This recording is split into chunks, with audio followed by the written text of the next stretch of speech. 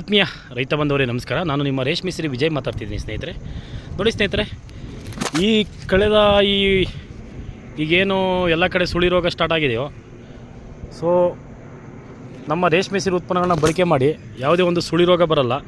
ನೋಡಿ ಸ್ನೇಹಿತರೆ, ಯಾವ ಥರ ಒಂದು ಸುಳಿ ಇದೆ. ಸೊ ಎಲ್ಲ ಕಡೆ ಕೊರಿಯರ್ ಮುಖಾಂತರ ಕಳಿಸ್ಕೊಡ್ತಾ ಇದ್ದೀವಿ. ಸೊ ಎಲ್ಲ ನಮ್ಮ ರೈತರು ಯೂಸ್ ಮಾಡಿದ್ದಾರೆ, ಒಳ್ಳೆಯ ಫಲಿತಾಂಶ ಬಂದಿದೆ. ಒಂದು ಸರಿ ಸ್ಪ್ರೇ ಮಾಡಿದ್ರೆ ಸಾಕು. ಈ ತೋಟಕ್ಕೆ ಒಂದು ಸರಿ ಮಾಡಿದ್ದಾರೆ. ಬಟ್ಟು ಅದು ಏನಪ್ಪ ಅಂತಂದರೆ, ಇದು ಒಂದು 2 ಅಡಿ 3 ಅಡಿ ಬಂದಾಗ ಮಾಡಿರೋದು ಇದು. ಸೊ ಆಗ ಅದು ಅಷ್ಟೊಂದು ರಿಸಲ್ಟ್ ಕಾಣಿಸಲ್ಲ, ಯಾಕಂತಂದರೆ ಎಲ್ಲೋ ಒಂದು ಕಡೆ ಮಿಸ್ ಆಗೇ ಆಗುತ್ತೆ. ಸೊ ಒಂದು ಅರ್ಧ ಅಡಿ ಚಿಗುರಿದ್ದಾಗೆ ಒಂದು ಸರಿ ಸ್ಪ್ರೇ ಮಾಡಿದ್ರೆ ಯಾವುದೇ ಒಂದು ಕುಡಿ ರೋಗ ಬರಲ್ಲ. ನೋಡಿ ಸ್ನೇಹಿತರೆ, ಯಾವುದೇ ಒಂದು ಎಲೆ ಅಗಲ ಆಗಿರ್ಬೋದು, ತುಂಬ ಗ್ರೀನೆಸ್ ಇದೆ.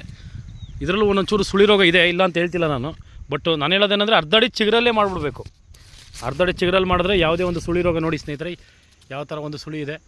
ಸೊ ಎಲೆ ಅಗಲ ಆಗಿರ್ಬೋದು, ಒಂದು ಗ್ರೀನ್ನೆಸ್ ಆಗಿರ್ಬೋದು, ಒಂದು ಶೈನಿಂಗ್ ಆಗಿರ್ಬೋದು, ನೋಡಿ ತುಂಬ ಚೆನ್ನಾಗಿ ಬಂದಿದೆ. ಸೊ ಒಂದು ಸರಿ ಭೂಮಿ ಕೊಟ್ಟಿದ್ದೀವಿ, ಒಂದು ಸರಿ ಸ್ಪ್ರೇ ಮಾಡಿದ್ದೀವಿ. ಸೊ ತುಂಬ ರಿಸಲ್ಟ್ ಚೆನ್ನಾಗಿ ಬಂದಿದೆ, ನೋಡ್ತಾ ಇದ್ದೀರಾ.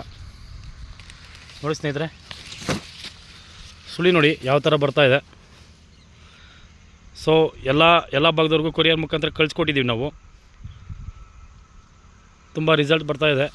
ಸೊ ಎಲ್ಲ ರೈತ ಅತಿ ಕಡಿಮೆ ವೆಚ್ಚದಲ್ಲಿ, ನೋಡಿ ಅತಿ ಕಡಿಮೆ ವೆಚ್ಚದಲ್ಲಿ ಹೆಚ್ಚು ಇಳುವರಿನ ಪಡೆದುಕೊಳ್ಳಿ.